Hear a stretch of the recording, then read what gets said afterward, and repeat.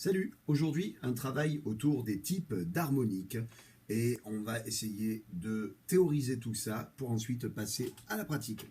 C'est parti. C'est parti. Aujourd'hui je joue sur une guitare plutôt dédiée au rock un peu dur avec des DiMarzio, un vibrato Floyd qui va me permettre de triturer certaines harmoniques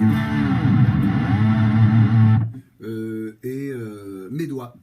Souvent, on va dire que certains types de sons vont favoriser les harmoniques. En réalité, ça tient tout plutôt d'une technique de jeu, comme je le disais dans la technique du tapping. Soit on arrive à bien taper, à taper fort et les sons sortent, et bien c'est un peu pareil au niveau des harmoniques. Un peu de théorie d'abord au niveau de l'harmonique. Il faut savoir qu'une note est composée de plusieurs, on va dire, épaisseurs. Il va y avoir la note de départ qu'on appelle la note fondamentale ou bien la première harmonique, c'est la note qu'on entend le plus fort. Si par exemple je prends le mi grave de la guitare, c'est la note qui donne la sonorité, la plus grave, le do qu'on entend. Cependant, ce qui va donner le timbre à un instrument, c'est le timbre de la guitare comparativement au timbre de la flûte. Parfois on parle de son de la flûte, mais en réalité on parle bien du timbre. Ça va être le nombre d'harmoniques qui composent le son. En réalité, la note mi de la guitare est composée de toute une série de sons qu'on retrouve sur les nœuds harmoniques de la corde. Alors pour ça, il faut un peu voir la théorie de la physique. Le son, c'est ce qu'on appelle une sinusoïde, et cette sinusoïde est en réalité composée de plein d'autres petites sinusoïdes, plus ou moins rapides en fonction de la sonorité de l'instrument, et la corde, physiquement, vibre exactement de cette manière. C'est-à-dire qu'il y a les deux points d'ancrage que sont le sillet et le chevalet, et au milieu, elle fait toute une série de vagues. Il y a, à certains endroits de la corde, des endroits qui sont donc immobiles. C'est lorsque la sinusoïde a un point qui touche le point 0. Le premier point immobile, ça va être la 12e frette. Donc lorsque je pose mon doigt à la 12e frette, voilà ce que ça donne. J'ai ma première harmonique, l'octave. Ces points, ces nœuds harmoniques, donc ces points qui sont immobiles sur ma corde, ils se retrouvent au tiers de la corde, 7e case, au quart de la corde, 5e case. Donc à chaque fois, je pose mon doigt très très légèrement au-dessus de la frette. C'est là que c'est important de poser le doigt, parce qu'à un autre endroit, juste avant, ça ne va pas sonner. Donc 12e, 7e, 5e case. Et plus on continue vers les frettes graves, plus il va y avoir des harmoniques aiguës, parce qu'on est en train de diviser la longueur vibrante de cordes, et on va avoir certains nœuds harmoniques. Alors on en a un paquet, on peut aller quasiment en théorie jusqu'à l'infini.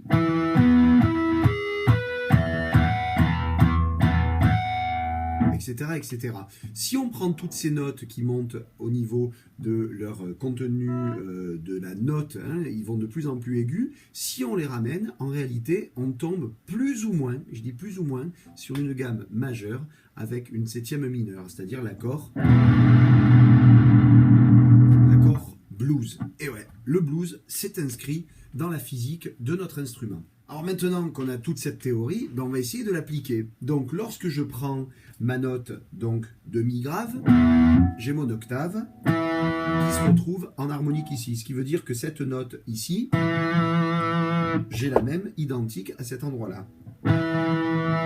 Je vais avoir la quinte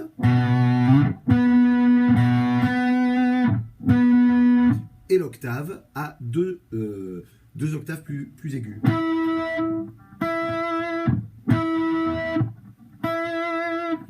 Et ça va être le cas sur toutes les cordes. Ce qui veut dire que si je prends mon La, on a La, la quinte de La, et encore l'octave à deux octaves plus haut. Si on continue à monter, on va entendre à un moment la 7e qui sort.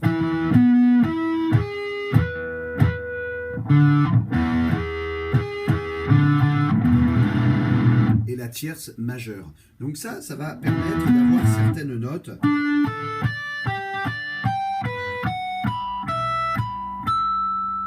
Ça, ce sont les harmoniques naturelles de la guitare. Là où ça va devenir un peu délirant, c'est lorsqu'on commence à fretter des notes à la main gauche et qu'on va utiliser diverses techniques à la main droite pour faire sortir ces harmoniques-là. Je prends un exemple concret. Normalement, sur ma corde de Mi, mon harmonique est à la 12e case. Si je joue le Sol, c'est-à-dire la note à la 3e case de ma corde de Mi, mon harmonique qui était à la 12e case se déplace automatiquement 3 cases plus haut. Ce qui veut dire que si j'arrive à trouver un moyen de faire sonner cette corde en posant mon doigt ici, eh bien, je vais faire sonner l'harmonique, l'octave de Sol. Alors, comment je vais faire? La technique des octavados, ça s'appelle.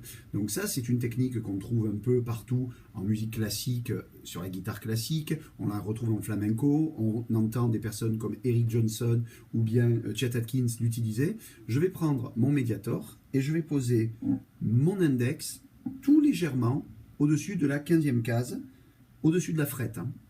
Et avec la main, le pouce, je vais jouer la note. Donc, à vide, ça ferait... Ce qui veut dire que si je prends un accord de Mi mineur,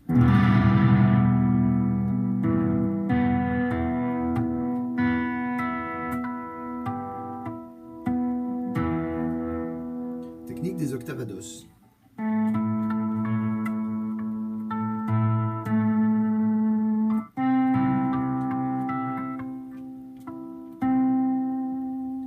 Avec le médiator et je vais mettre mon doigt juste au-dessus d'une harmonique qui correspond à l'accord que je suis en train de jouer. Donc la forme de Do. Et on a... Sauf que je le mets au-dessus de la frette. Ça, c'est une première technique d'harmonique. On peut faire exactement la même chose, mais cette fois-ci à la Van Halen, c'est-à-dire en tapant. Donc là, on va avoir besoin d'un son un tout petit peu agressif pour bien compresser. Et là, au lieu d'utiliser les octavados, on va taper.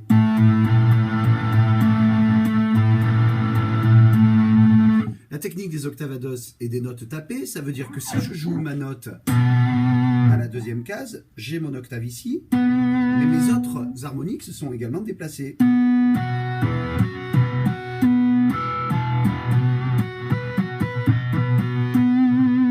Donc au lieu d'avoir mon... je vais avoir mon... et qu'on retrouve chez Van Halen avec ces...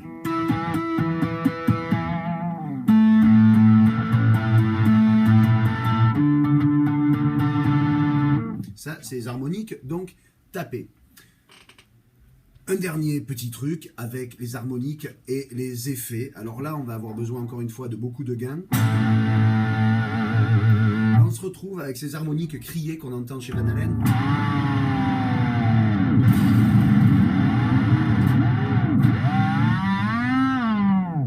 Donc là, ce que je vais faire, c'est que je vais jouer ces notes aiguës.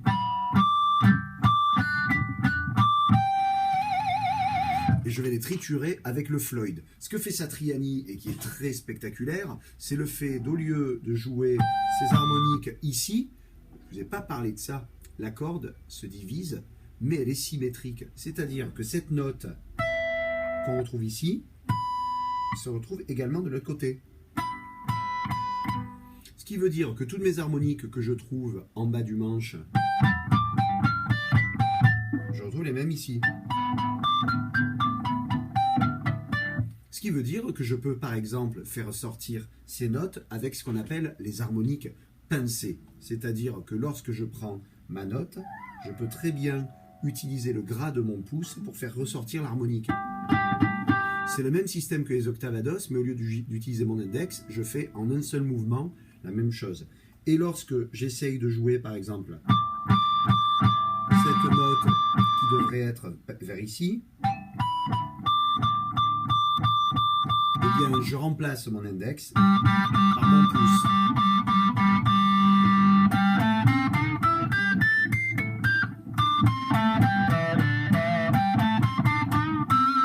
Et c'est là qu'on retrouve les techniques à la Billy Gibbons, c'est-à-dire les...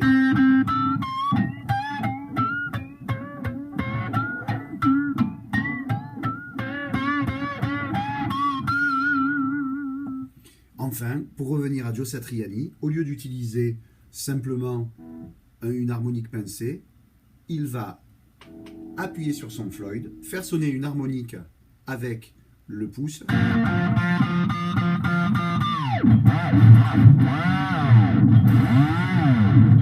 Tout ça simplement pour faire le show. C'est du rock'n'roll. Bon travail.